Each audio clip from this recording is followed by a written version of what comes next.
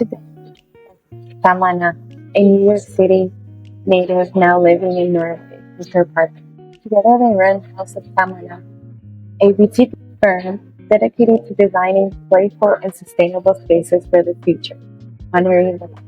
In this episode, we dive into personal beliefs, sustainability, and building restoration, explore the impact of competitions and protection, and discuss how many older constructions were sustainable.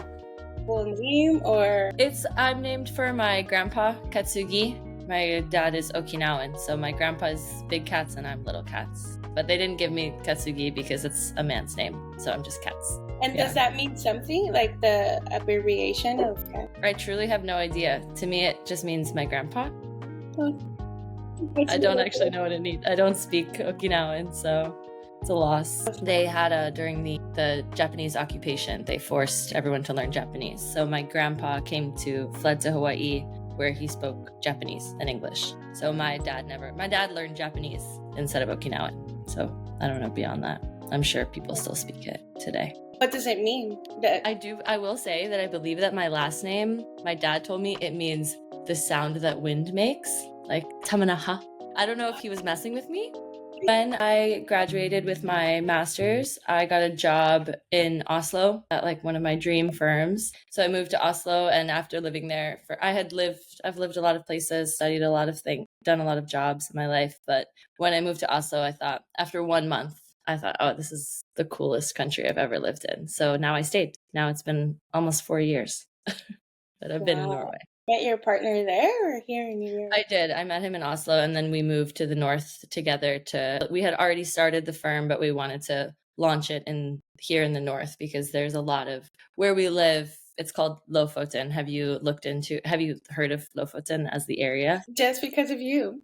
Oh, really? Oh, that's so fun. So basically it's this region, it's in the Arctic Circle, and it's stunningly beautiful. It's an archipelago. It's thousands of islands connected, and they have like one main chain that's kind of a peninsular archipelago from the mainland of Norway. But because it's some of the oldest formed mountains, I think they're volcanic mountains on Earth, they're these very dramatic landscapes, like massive mountains. And basically in the last 10 years, because of social media, it exploded as a tourism destination. And it was sort of before, but it was kind of far away off the beaten path. So in the last 10 years, they're now getting an average of 700,000 tourists a year. And the entire area, which is 6 hours drive, like end to end, is 25,000 people. So they don't have the infrastructure for the amount of tourism that they're receiving. So we thought it was a great place to come as a firm because we really want to focus on sustainable design and restorations. And so there's a lot of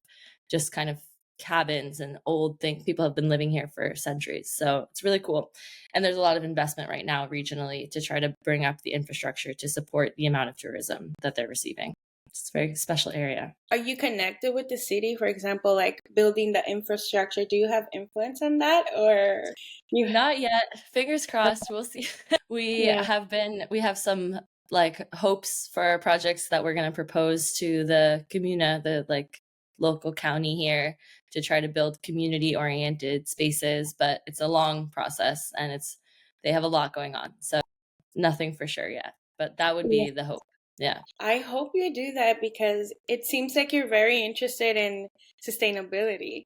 And yeah, the way I saw it, it was very common sense, right? You have the knowledge, but also it's like you're not trying to reinvent the wheel in a way, but you're also trying to respect the past and the future. It's very beautiful the way you approach sustainability. Thank you. That's a sweet thing to say. Yeah, it's just a major motivator for me. It has been for years. So it's one of the reasons why I love Norway is they're really on the forefront of caring about sustainability. And coming from America, it was a little bit of a relief. You get a bit of the weight off your shoulders. But in New York, I was working for my master's thesis. I did a master's in sustainable urban planning as well.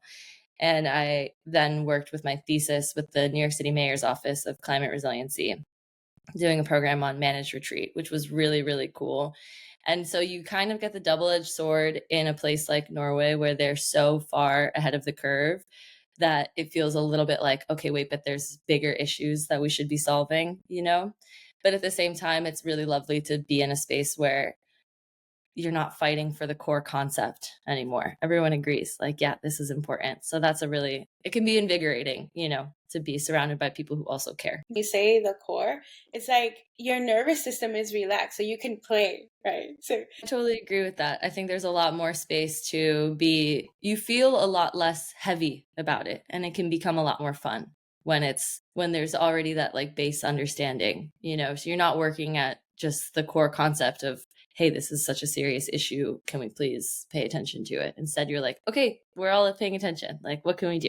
You know, it's a lot more fun. I had Brothy, and she asked me a question about structures and why specifically in the US, you know, they build with materials that are not very lasting. And I would like to know your perspective. Yeah, well, it kind of came up just organically on when I was doing the social media talking about one of the projects that we're doing here. A lot of people from America were asking about it. So then I responded and said, yeah, I mean, this is just a reality. But it's pretty interesting, especially because before that I started my own firm, I wasn't necessarily hands-on on these projects. It was one of the reasons I wanted to go off on my own to like really be involved and be able to do everything, you know, for the whole process. But we've been restoring a cabin up here, and the walls are, I can't even show you on the screen, that like so thick. And so it's really remarkable to see, especially coming from America, because it's just so incredibly different. But realistically speaking, they just have a lot better codes essentially for how much strength the building needs to have. And so they end up with a lot thicker walls, and it helps with insulation, of course. And we're in the Arctic, so naturally these things have to be thicker if they're going to be inhabitable. So there's a lot of factors, but it's funny to see, because I do think a lot of American media goes everywhere. And for myself, I love HGTV. I know a lot of people have seen HGTV, and then, you know, they're just kind of banging in walls, and it takes like one swing of a hammer and the wall falls down. It's a little bit like, I do think we create this narrative ourselves a bit, but yeah, it's definitely different. In my master's in the US, and saw so much of the difference, but also the lack of knowledge of sustainability when building. So because it's so humid there, you know, you have to have cross ventilation. And when I used to see these buildings or design, I'm like, the bathroom doesn't have a window? What? I mean, I think also, to be fair, I do think like people have a very homogenous view of America, when in reality, like, America is massive and has 7 different climate zones, you know, and like even if you look at Hawaii or New Mexico, like, they do have different building standards, and it is all relative. But I think there is a tendency to see America all as like Ohio or something, you know what I mean? Like, so realistically speaking, of course, naturally in these different areas, you have different building standards, and also just vernacular construction techniques. People who are raised in the area know you need extra ventilation, you need these extra insulation, for example. Like, I do think we give ourselves a bad rap, is what I'm saying. Yeah, like Kansas City, and I was volunteering a lot in the city because they were bringing the streetcars. So designers, architects, the AIA, you know, we were doing all these events to bring knowledge to, like, how do you commute from work to your job, right? Mm-hmm. And the history of the streetcars. Kansas City had streetcars, right? The system is still there, like underground. I didn't know that. That's really cool. That then became parks and stuff like that, right? So you can go see, like, obviously a streetcar was here, you know, and a whatever park, right? But the issue was Ford. When the cars came out, he started buying the cars and the carts of the streetcars from different, you know, areas, because he wanted people to have to buy the cars. Cars, of course. That makes so much sense. Yeah, so you have the car. Cities can now spread more and more and more. Right. And that's how you have the suburbs, which then created that's a whole different topic. From that, they needed more parking. So what was incentive? There was tax incentive. So people started destroying historic 100-year-old buildings to just build parking lots, because then... I mean, even just the entire history of like the automotive industry in America, and to see this level of scarification on like our urban fabric with Robert Moses and the racism of highways, and like how much got destroyed for cars and the car industry. And then you end up in today where we don't even have any trains. Like that, we don't even have fundamental transportation connections. I mean, it is absolutely ludicrous. Like, which is exactly what I was kind of saying earlier. I do think that having lived and worked in America for a very long time, and then having lived and worked in a lot of other nations, I do think that it gets very tiring and you get very worn down from how many things are so, it feels sometimes in America like the system is just very tiring. And then it's really hard to stay creative and to stay hopeful when it's like, oh man, so many things have been built against the people, the community, you know? It gets very tired. So, I mean, it's one of the reasons why I loved it when I moved here. I just thought, oh, I can breathe. That like breath. I see that you spend a lot of time in nature, but you also are in social media. You also run a business, you know, a household. Like, how do you do it all? How do you manage it? I mean, I don't, of course. No, there's always something that's not being done that should be being done. I would say, yeah, the key answer is I don't. I think it comes more down to just day by day, what's the priority of that day, and then trying to do as much as you can and then being okay with that. Like, you know, I've spent too many years not sleeping to feel that way now.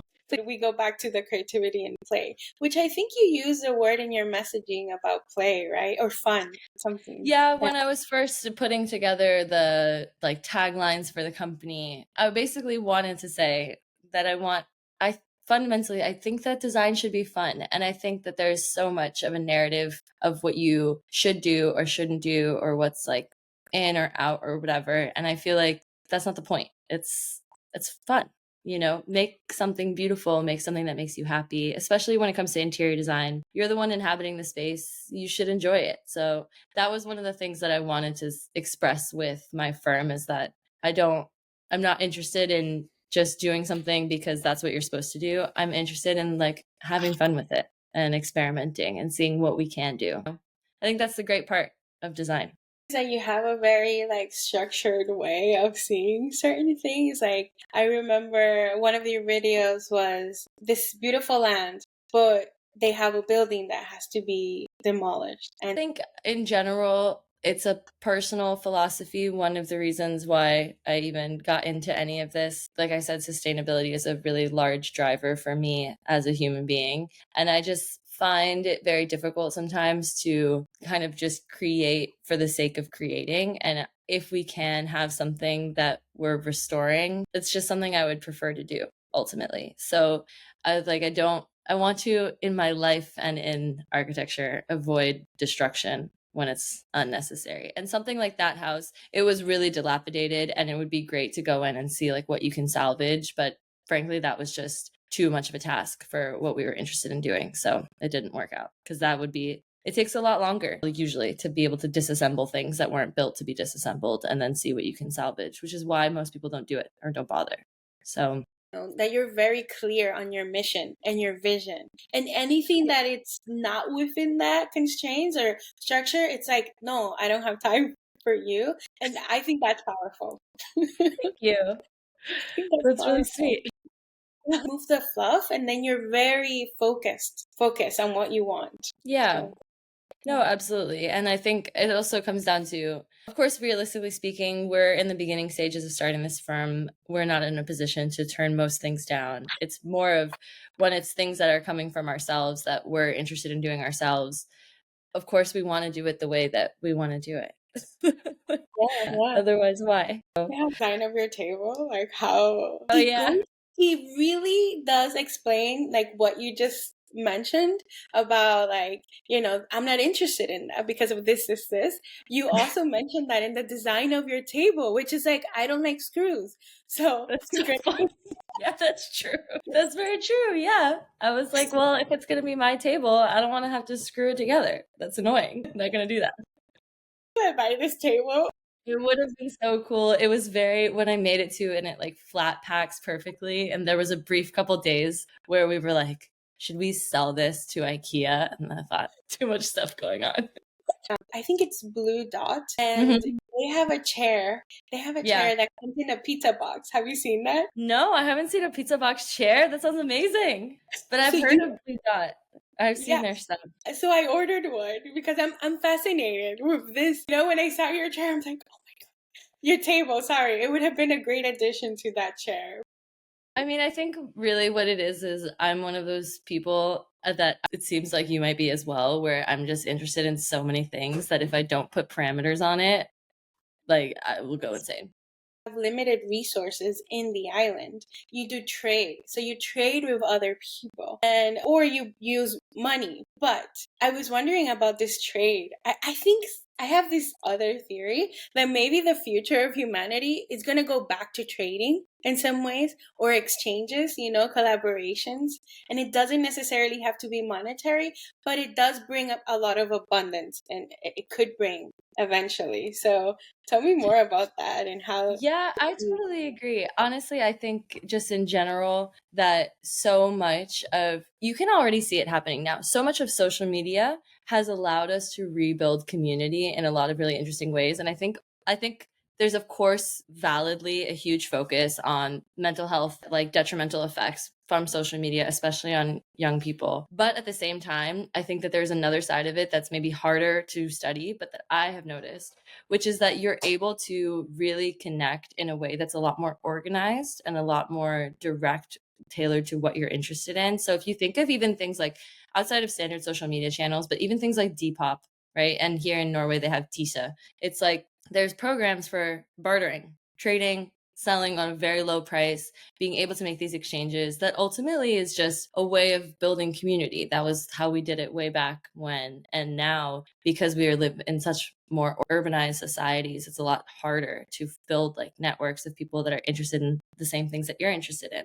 And I think one of the fun things about living on this island, beyond the fact that it's an island, so it's really cool, but also is that it has a Facebook group, and it's the island Facebook group. And so people post on it and say like, hey, I found this dog leash, and you're like, oh, I lost it, thank you. It's very simple, and it's like very, as somebody from Queens, probably for a lot of people that seems natural, but I have never had that before. And so it's really lovely just to see like what it's like to kind of be able to be so close with your neighbors, just on even a very logical basis, not even about having barbecues, but just literally being able to talk to your neighbors because you need the same thing, or they might have something that you might have wanted or didn't know you want. I think it's a really cool, I feel like it's a really cool way to live that I've never experienced before I moved here. Yeah, beautiful. I love that. And it takes off a little bit of pressure of being a human and not having to be this perfect or having everything figured out. Or if you forgot to buy this material, someone in the island is going to at least give you a temporary solution until you can find that. Yeah, it's very cool. Solution. It is very cool. And it does feel very like old school, I guess, Back to the Dominican Republic, to a small beach town called Las Tejadas. And they're building a lot. I left because of that, because of what like the country calls development. And development is just like building without taking into consideration the infrastructure. That's why I was interested on the infrastructure if we were going to be involved, because I tried, but there's so many political gain that everyone is like fighting for it, right? But because people are already aware of sustainability in where you are, maybe it would be completely different and you do have a say. Is a lot of people were coming from outside of the island to invest, right? And one of the things that were popular during COVID, and I think it still is, maybe not completely sure, it's about sustainable communities, right? Because people wanted to be closer to nature.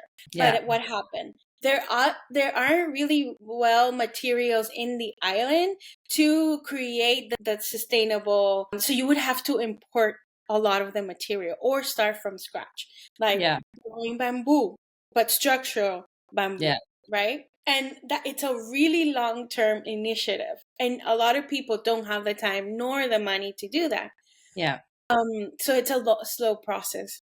But what I realize is like, okay, what really is sustainability? If in this country we do make cement, right? We do make these things, maybe using these materials that already exist in the island, that doesn't specifically have to be imported or have a huge expense, right?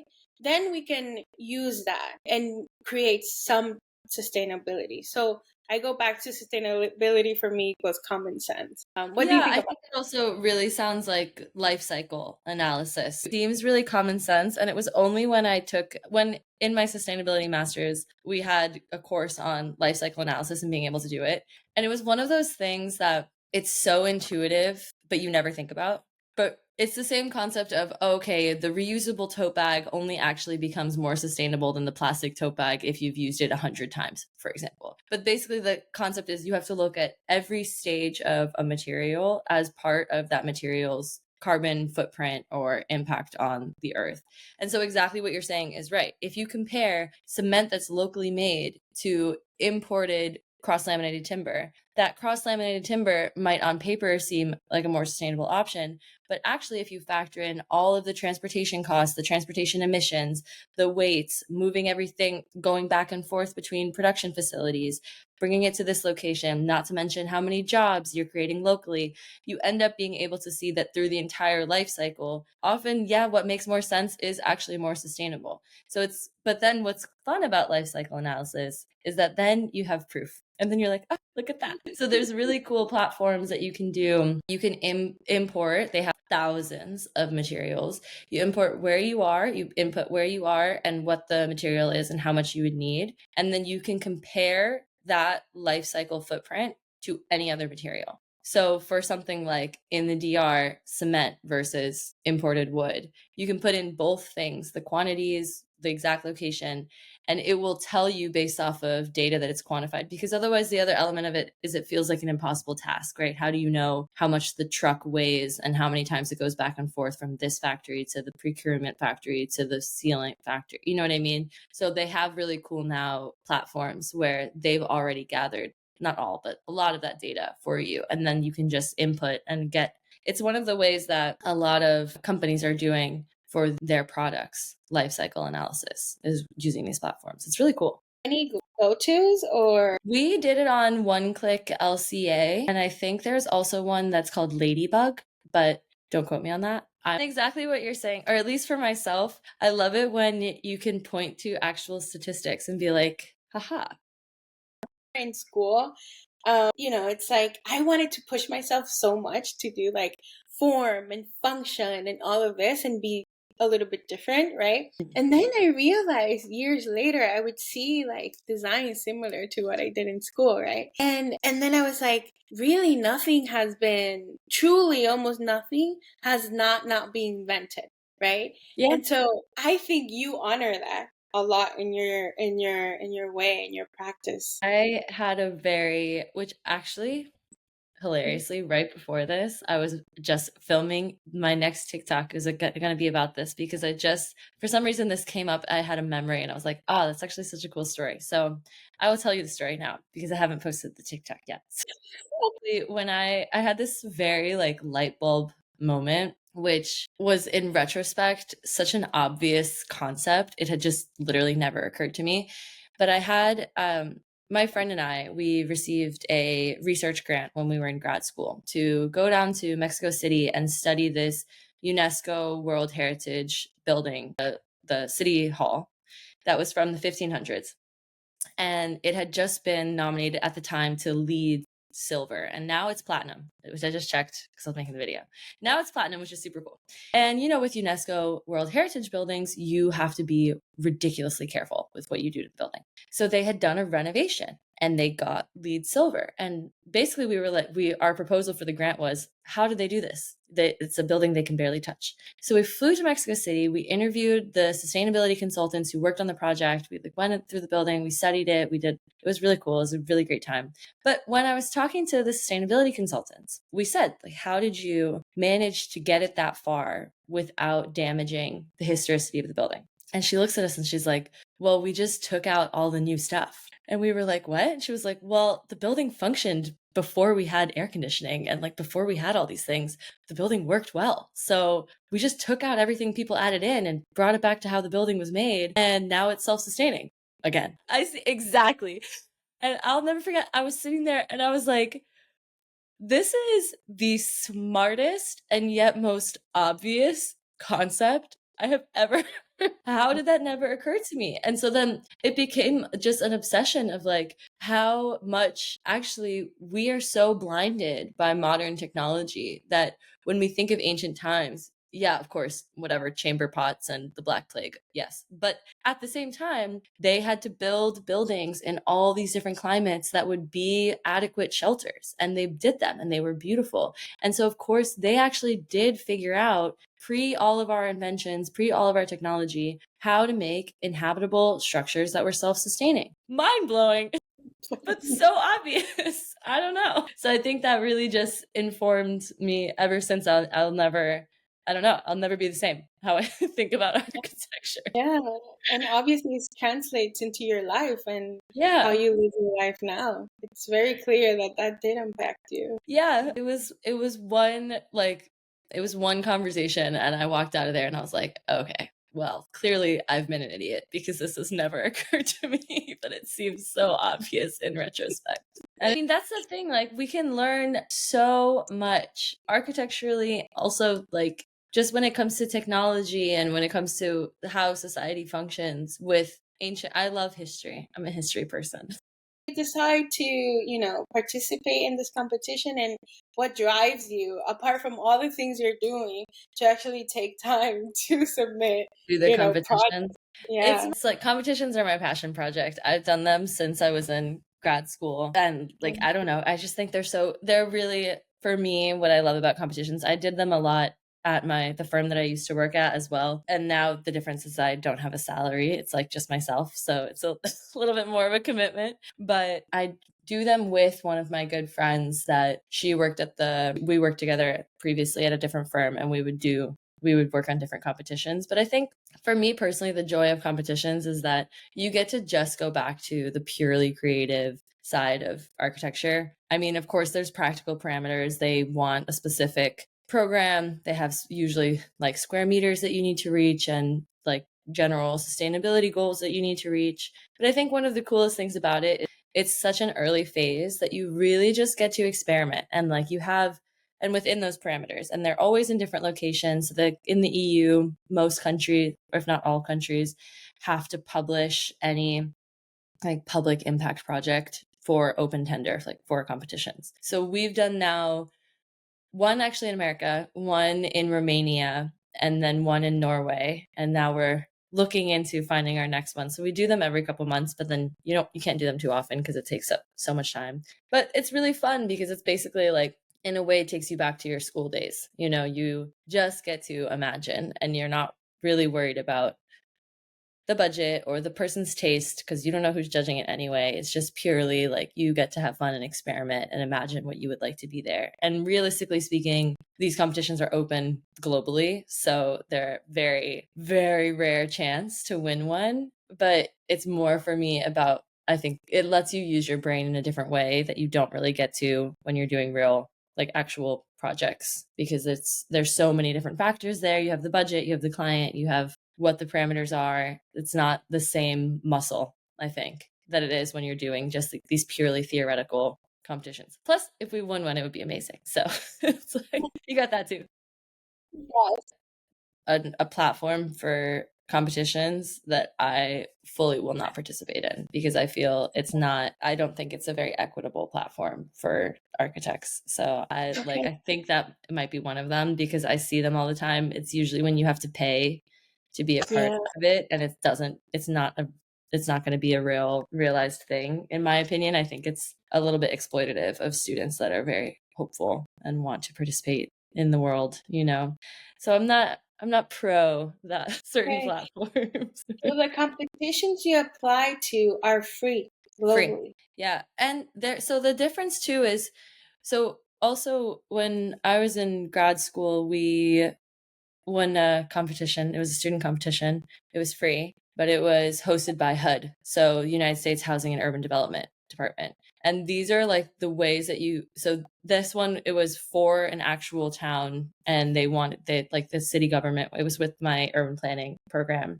that we had applied, which was really exciting. But they actually needed advice for the actual like city in California. And these other competitions, they're hosted by local governments. So it's like public projects that are done. They have to be hosted.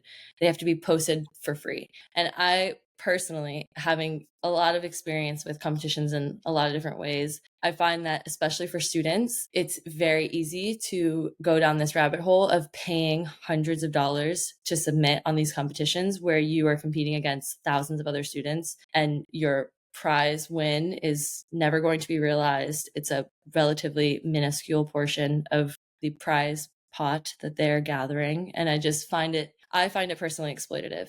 So I think if you are interested, if any students are interested or practicing professionals are interested, the best way to do it is to look on government websites to find like actual tender competitions that are always free to enter and are for real contracts. That would be my plug.